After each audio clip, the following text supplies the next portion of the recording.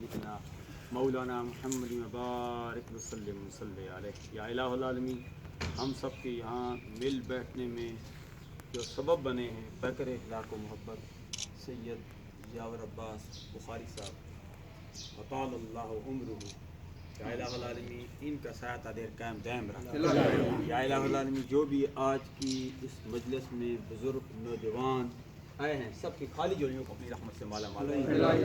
ہم نے اس امت کے اتحاد و اتفاق کے لیے با محبت و اخوت کے لیے یہ قدم اٹھایا ہے۔ یا الہ العالمین اس امت کو اتحاد اتفاقی دولت نصیب فرما۔ یا الہ العالمین تمام اہلیان محلہ کو اتحاد اتفاقی دولت نصیب فرما۔ یا الہ العالمین صرف اس اہلیان محلہ میں اہل تشیع اور اہل سنت صرف یہاں ہی نہیں بلکہ پورے عالم اسلام میں جہاں کہیں بھی جو بھی جماعتیں ہیں، یا الہ العالمین سب کو بام اتحاد اتفاق کی دولت نصیب فرما۔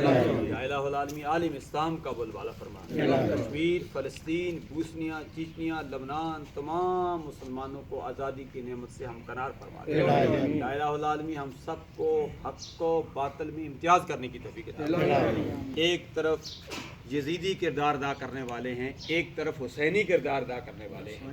ہم اہل تشیع ہیں یا اہل سنت ہیں، ہم سارے حسینی ہیں۔ الحمدللہ ہم حسین کی عظمت کو سلام کرتے ہیں۔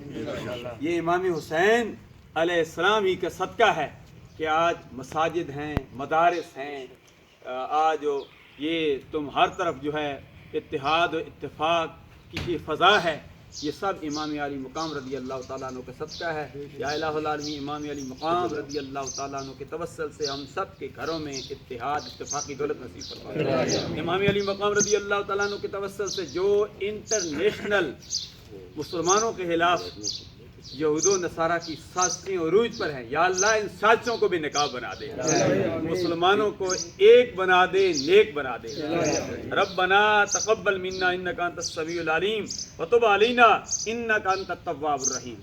اللہم ربک آتیتنی من الملک وعلمتنی من تاویل الاحادیث فاطر السماوات والارض انت ولی فی الدنیا والآخرہ توفنی مسلما والحقنی بالصالحین۔ سمیعنا واطعنا غفرانک ربنا والیک المصیر۔